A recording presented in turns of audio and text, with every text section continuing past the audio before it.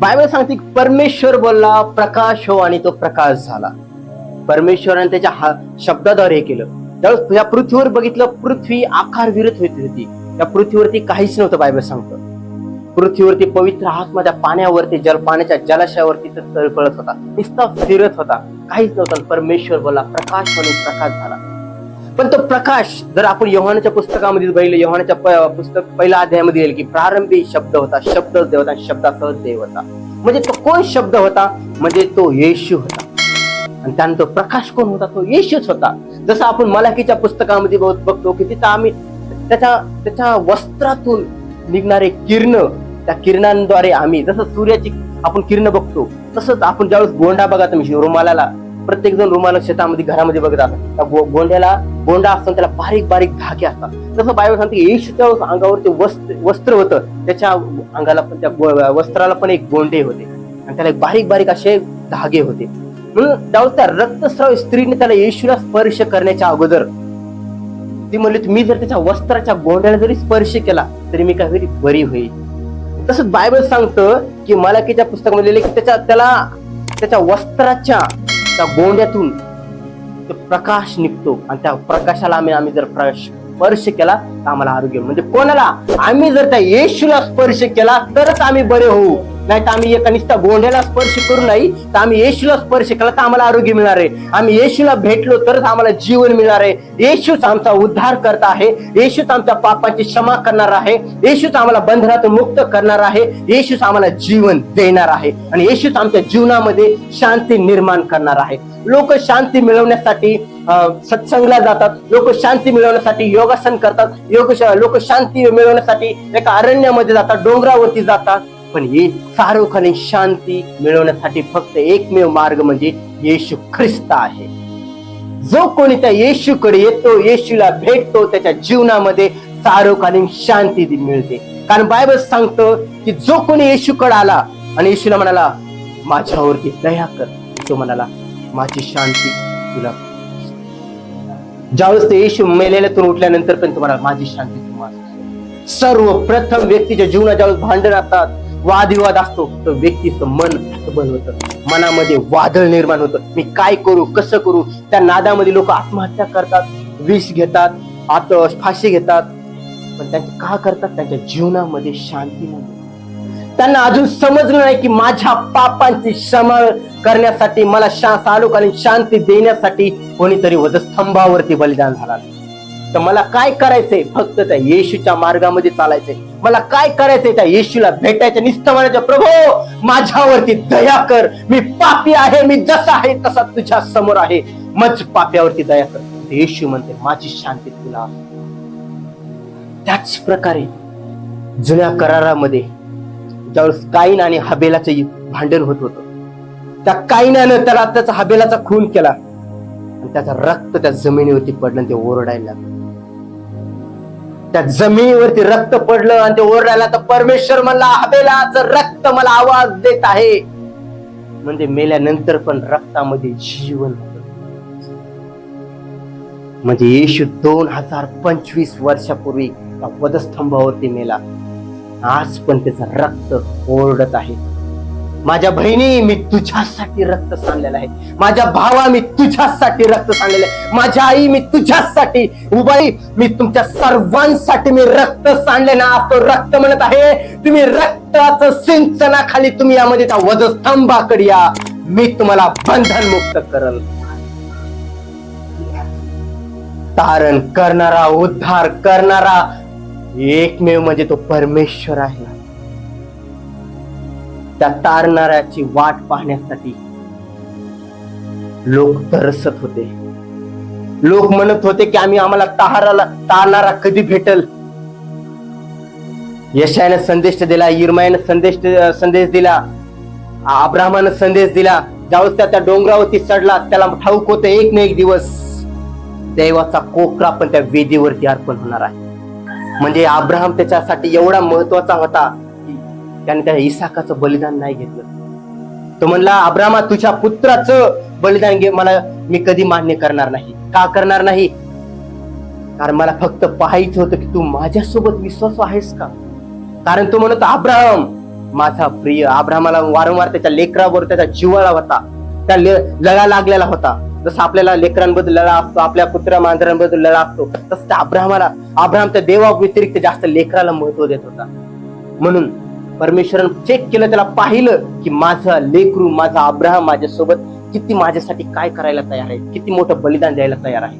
आणि त्यानं पाहिलं, तर सुरा चालवायचा की तो मला अब्राहमा थांब. त्याने येडका पाहिला, त्या काठ्यांच्या कुंपणामध्ये अडकलेला होता तो कोकरू. तसंच ते कोकरू वधस्तंभावरती अडकलेलं होतं, म्हणजे देवाचं कोकरू. आपण बघतो ज्यावेळेस मिश्रामध्ये ज्यावेळेस ते त्या चौकटीवरती रक्त लावण्यात येत होतं, परमेश्वराने सांगितलं की त्यांच्या चौकटीवरती रक्त लाव. का? त्या रक्तामध्ये जीवन. आणि मी आज त्याच रक्ताबद्दल तुम्हाला बोलतो. म्हणून आपले हृदय, आपलं मन, आपलं चित्त सगळ्या त्या वचनाकडे लावा. इथून आता वचनाला मी सुरुवात करतो. बायबल सांगते की 2025 वर्षापूर्वी एक परमेश्वराने योजना बनवली की अखिल सृष्टीसाठी मी माझा पुत्राचं मी अर्पण करणार. का करणार? की माझे जे लेकरं आहेत, ज्या पहिल्या आदामानं ज्या एदेन बागेमध्ये मी पाप केलं, त्या मी पाप कोणचं केलं? तर पाप म्हणजे आपल्या आज्ञेचं उल्लंघन करणं. जसं आपल्या लेकराला आपण सांगितलं की बेटा इथं वाकून पाहू नको, विहीर असली, नाला, तिथं आपल्याला वाटलं की ठेस लागून पडल, काही जाऊ नको तिकडं, तर लेकरू ऐकत नाही. म्हणजे आज्ञेचं उल्लंघन करणं म्हणजेच पाप करणं. तसं त्या आदामाने केलं. तरी पण परमेश्वर त्याला म्हणे विचारत होता, आदामा तू कुठे आहेस? आदामा तू कुठे आहेस? ते म्हणला, प्रभू मी लपलो आहे, मला समजलं आहे मी नग्न आहे. ते म्हणला, तुला कोण म्हणलंय? तरी परमेश्वराला माहित होतं की हा नग्न आहे, तरी पण तो विचारत होता की आदामा तू कुठे आहेस आणि तुला कोण म्हणले लग्न आहे? पण तरी त्याने त्याचे विचारांद्वारे ठरवलं.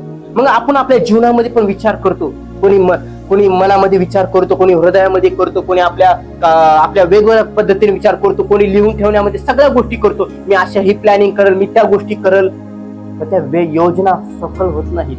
जसं मागच्या वेळेस मी सांगितलं, आकाशाचा आणि पृथ्वीचा निर्माण करता परमेश्वर आहे. जसं मागच्या वेळेस मी वचन सांगितलं होतं, लोक राशी भविष्य बघतात, हातावरती रेषा बघतात, सगळ्या गोष्टी बघतात, पंचांगीता बघतात, पण ज्याने आकाश पृथ्वी सृष्टी निर्माण केली तोच माझा सहाय्य करता आहे, तोच मला मदत. मग आपल्याला काय करायचंय? देवाच्या पाऊल खुणावरती चालायचंय. मग ते कसं? आज जे मी वचन सांगत आहे, वचनाचा टायटल हेच आहे, एक वाक्यच आहे, येशूचा सुगंध. येशूचा सुगंध आम्ही लोकांमध्ये कसा फैलवायचा? गलतीकारास पत्र 5 अध्याय 22 वचनामध्ये लिहिलंय, पवित्र आत्म्याचे फळ प्रीती, ममता, चांगुलपणा, विश्वासूपणा, इंद्रियदमन, सहनशीलता, लीनता आणि नम्रता. की जो कोणी माझ्यावरती प्रेम करतो तो माझ्या आज्ञा पाळेल. मोशेने त्या देवावरती प्रेम केलं. मोशे देवासोबत चालला. अब्राहमाने देवावरती प्रेम केलं. त्याचा मित्र, विश्वासणाऱ्यांचा वडील म्हणण्यात आलं, विश्वासणाऱ्यांचा जनक म्हणण्यात आलं, त्याला उपमा देण्यात आल्या वेगवेगळ्या. मग आपण प्रेम करतो का देवावरती? आपण खरंच त्या देवाला भेटण्यासाठी आपण उपस्थित होतो का? मी 40 दिवसातून 30 दिवसानंतर इथं उपस्थित होतो, पण त्याच्या अगोदर आपण देवाच्या उपस्थितीत किती वेळ घालवतो? देवाच्या उपस्थितीमध्ये वेळ घालवणं म्हणजे जसं एक बाप त्या लेकरासोबत वेळ घालवतो, एक लेकरू त्या बापासोबत वेळ घालवतो, तसंच त्या देवासोबत चर्चा करणं, त्याच्याशी बोलणं म्हणजे त्याच्यासोबत वेळ घालवणं. आपण तसा वेळ घालवतो का देवासोबत? हे विचार करणं गरजेचं आहे आपल्याला. आपण नुसतं चर्चला जातो, बायबल वाचतो, वर्शिप करतो, पण मी त्या देवासोबत वेळ घालवतो का? मला लोक बघून म्हणतात का हे देवाचं लेकरू आहे, हे देवाचं लेकरू आहे, हे देवाचा दास आहे, ही देवाची दासी आहे. तुम्ही इथं असणारे प्रत्येक जण देवाचे दास दासी आहात. मीच इथं उभा आहे म्हणून नाही. मी पण 2016 साली मी तुमच्यामध्येच उभा होतो आणि आज पण मी तुमच्यामध्येच उभा आहे. पण आपण म्हणतो का मी देवाचं लेकरू आहे? हक्कानं म्हणतो का मी देवाचं लेकरू आहे? कारण मी माझ्या देवाचं प्रतिनिधित्व करतो, मी माझ्या देवाला रिप्रेझेंट करतो, मी माझ्या देवाचा सुगंध मी लोकांमध्ये जातो. मी जिथं कुठं जातो माझा देवाचा प्रकाश घेऊन मी जातो. मी जिथं कुठं जातो माझ्या बोलण्याद्वारे माझा देव गौरविला जातो. जर मी प्रेमाने बोलतोय मी तुमच्या सोबत, तर माझ्या देवाला आदर देतो. जर मी माझ्या एखाद्या आईला मी एवढी रिस्पेक्ट देतो, एखादी माझ्या वडीलधारी माझ्यापेक्षा 50-60 वर्षाचे, जर मी तिला आदर भावनेने बोलतो, लीन होऊन नम्र होऊन, जरी किती जरी मोठा एखादा देवाचा सेवक असेल, किती जरी मोठा देवाचा दास असेल, जर तो एखाद्या 50-60 वर्षाच्या आपल्यापेक्षाही व्यक्तीला जर आदर भावनेने बोलत नाही, तो देवाचा दास म्हणण्याच्या योग्यतेचा नाही. तुम्ही म्हणता रुद्र काय बोलतोय, देवाचा दास ते त्या ठिकाणी. मी म्हणत नाही की तुम्ही सेवा करून घेणारे व्हा, मी म्हणतो तुम्ही सेवा करणारे व्हा. बरोबर वचन सांगतं की मी तुम्हाला जसं लांडग्यांमध्ये मेंढरांना पाठवले तसं मी तुम्हाला पाठवेन. तुम्ही लोकांची सेवा करणारे बना, लोकांकडून पुरावा मान प्रतिष्ठा घेणारे बनू नका. लोकांना आजी असेल तिला रिस्पेक्ट करा, आदर भावनेने बोला. तुमच्या वयाची मुलगी आहे तिला बहिणीप्रमाणे बोला, आणि तुमच्यापेक्षा थोडी ही आहे तर तिला आई म्हणून संबोधित करा. म्हणजे तुम्ही देवाचे दास म्हणून बाहेर. किती जरी मोठा असेल, काही जरी असेल, तर एक आई म्हणून, बहीण म्हणून, एक आजी म्हणून समजा. देवाचा दास त्याच वेळेस उभा आहे ज्यावेळेस तो पुलपीटवरती उभा आहे, संदेश देत आहे, तो देवाचा दास आहे. ज्यावेळेस ते संदेश त्या पाहिला, तुमच्या सारखाच एक बंधू, तुमचा लेकरू, तुमचा भाऊ म्हणून उभा आहे. ही देवाच्या लेकराची, देवाच्या सेवकाची गुणधर्म असले पाहिजे. हे आहेत का? मग मी प्रत्येकाला आज प्रश्न आहे माझा, तुमच्यामध्ये ते गुण आहेत का? जर तुम्ही म्हणता मी देवाचा लेकरू आहे, मी विश्वासू आहे, मी बाप्तिस्मा घेतलाय, मी देवासोबत चालते, मग माझ्यामध्ये ते गुण आहेत का? लोक माझ्याकडे ज्यावेळेस येतात का लोक की माझ्या आई, माझ्या बहिणी माझ्यासाठी प्रार्थना कर, आणि तुम्ही प्रार्थना करता का? तुम्हाला प्रार्थना करणं गरजेचं आहे. तुम्ही बाप्तिस्मा घेतलाय या न घेतलाय तरी पण तुम्ही देवाचे लेकरू आहेत, तरी पण तुम्ही देवाला, कारण तुम्ही येशूवर विश्वास ठेवलेला आहे. बाप्तिस्मा घेणं गरजेचं आहे, पण तुम्हाला लोकांसाठी तुम्ही देवासोबत चालल्यानंतर एक टाइम येतो की तुम्ही बाप्तिस्मा घेणं गरजेचं समज येते, आणि त्यानुसार पण त्याच्या अगोदर पण तुम्ही प्रार्थना करा. लोक देवासमोर घुटणे टेका, प्रभूला म्हणा, प्रभू मला प्रार्थना करायला तू शिकव, प्रभू मला बोलायला शिकव, माझ्या हृदयामध्ये तू बदल घडव, माझ्या वागण्यामध्ये बदल घडव. पण आमच्यामध्ये ते बदलच घडत नाही. आम्हाला आमच्या मिसरी घासण्यापासून वेळच भेटत. ज्यावेळेस मी दारू पिणाऱ्या व्यक्तीला विचारतो त्यावेळेस म्हणलं, अरे रुद्र 4 वाजले की माझ्या ऑटोमॅटिक दुकान दारूच्या शॉप कडे वळतात. का वळतात? कारण ती सवय लागलेली आहे. ती 5 मिनिटाची नशा तुम्हाला शांती देऊ शकणार नाही. 5 मिनिटाची ती मिसरी तुमच्या जीवनामध्ये बदल घडवणार नाही. ती 5 मिनिटाची ती निंदा करणं, चुगल्या करणं, भांडण करणं हे तुमच्या जीवनामध्ये शांती देणार नाही. शांती देणारा एकमेव आहे, म्हणजे ते येशू ख्रिस्त आहे. मग तुम्हाला काय करायचंय? मग मी म्हणतोय की तुम्हाला निर्लज्ज बना. तुम्ही त्या रुद्र लोक तर चांगलं बनायला शिकवतात, तो म्हणतोय निर्लज्ज बनव. कसं निर्लज्ज? मी लोकांना नेहमी म्हणतो मी बिनलाज आहे, मी बिनलाज आहे. का बिनलाज म्हणतो? मला जर तुम्ही शिवी जरी दिली मी तुम्हाला उलट शब्द बोलणार नाही. तुम्ही मला वाकडं बोलले तरी मी वाईट बोलणार नाही. तुम्ही मला काही जरी बोललं ठीक आहे, मला माझ्या देवाचं काम करायचं होतं, मी केलं, मी निघून आलो. माझा इन्सल्ट जर इन्सल्ट म्हणलं असतं, मला लोकांनी माझा अपमान केला, लोकांनी मला घालून कोण बोललं, माझ्या आई बहीण काढली, सगळ्या गोष्टी केल्या, मी देवाचं काम नाही करू शकत आयुष्यामध्ये कधीच. मी कधीच देवाचं काम करू शकणार नाही, कारण माझ्या देवावरती, त्याच्या तोंडावरती थुंकण्यात आलं, पण ब्रश शब्दाने तो बोलणार नाही लोकांना. का बोलणार नाही माहितीये का? त्याला माझ्या देवाची इच्छा पूर्ण करायची होती. तुम्हाला शिवीगाळ करतात त्यावेळेस तुम्ही मनामध्ये काय विचार करता, तुमच्या हृदयामध्ये काय करता, आणि तुम्ही कृत्येमध्ये काय विचार करता, हे खूप महत्वाचं आहे. तरच तुम्ही देवाचा लेकरू, देवाचा दास म्हणण्याच्या योग्यतेचं, नाही तर देवाचं नाव घेण्याचं पण उपयोगीच आहे. तुम्ही कोणाची इच्छा पूर्ण करताय? तुम्ही कोणाचा सुगंध घेऊन इकडे लोकांमध्ये जाताय? जर तुमच्यामध्ये शिवीगाळ आहे तर तुम्ही सैतानाला रिप्रेझेंट करताय. जर तुम्ही शिवीगाळ करताय तर सैतानाचे फळ आहेत. गलतीकाराच्या 5व्या अध्यायामध्ये दिलेलं आहे की सैतानाचे फळ म्हणजे दुष्कर्म, हत्या, कलह, मत्सर, राग, भेद, तट, फुटी, पक्षभेद. मग हे जर तुम्ही करताय तर सैतानाचं प्रतिनिधित्व करताय, आणि तरी पण तुम्ही प्रभू भोजन घेताय. का प्रभूजन घेताय? मग घेऊ नका. येशूला प्रेझेंट करताय ना, येशूचं रक्त पिताय ना, कारण जो म्हणतो जो अयोग्य प्रकारे तो भाकर खाईल तो स्वतःवरती शाप ओढून घेईल. जर मी रक्त पितोय, त्याचं शरीर खातोय, तर माझी मी शुद्धतेनं घेणं गरजेचं आहे.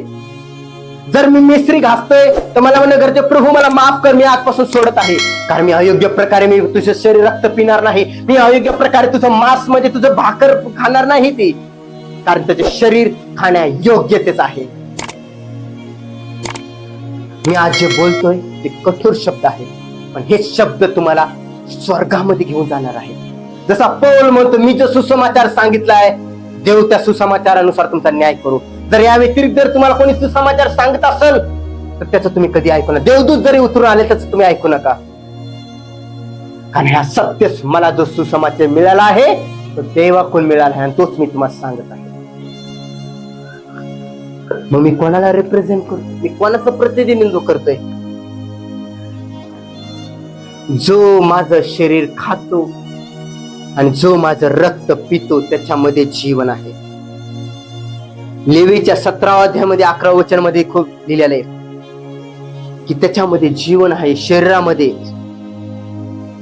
कारण शरीराचे जीवन रक्तात असते आणि तुमच्या पापाबद्दल प्रायश्चित व्हावे म्हणून ते तुम्हाला वेदीवर दिले आहे. कारण जीवाबद्दल प्रायश्चित रक्तानेच होते. मग तुमचा जीव जो आहे तुमच्यामध्ये त्याच्या पापांची त्याला तारण, त्याला बंधनातून मुक्त करण्यासाठी एक बलिदान झालेले. ते बलिदान म्हणजे कोणाचं? म्हणजे त्या येशूचं बलिदान. प्रियांनो, मी जे तुम्हाला सांगत आहे ते तुमच्या जीवनामध्ये तुम्हाला त्या स्वर्गाच्या मार्गामध्ये चालण्यासाठी सहाय्य करणारा संदेश आहे, तुमच्यामध्ये बदल घडवणारा संदेश आहे. तुम्ही म्हणत असताना असा कसा संदेश देणार, आम्हाला ऐकण्यासाठी खूप कठीण जातोय. हा संदेश म्हणजे देवाच्या पुत्राचा आहे. लोक तुम्हाला पैशाबद्दल संदेश देत असतील, तुमच्या मोबाईल मध्ये ऑटोमॅटिक पैसे येतील असा संदेश देत असेल, तुम्हाला गाड्या भेटतील, बंगला भेटेल, शेती भेटेल, तुमचा आशीर्वाद भेटेल, तुम्हाला हे भेटेल. पण मी ते म्हणत नाही. सर्वप्रथम एकच संदेश आहे की देवाचा पुत्र या पृथ्वीवरती आला, तो मेला आणि मेल्यातून पुन्हा जिवंत झाला. तो आशीर्वाद देणारा परमेश्वर आहे, बंधनातून मुक्त करणारा आहे, तो संपन्न देणारा तो परमेश्वर आहे. पण त्याच्या अगोदर एक आहे, तो पापाची क्षमा करणारा तो परमेश्वर आहे.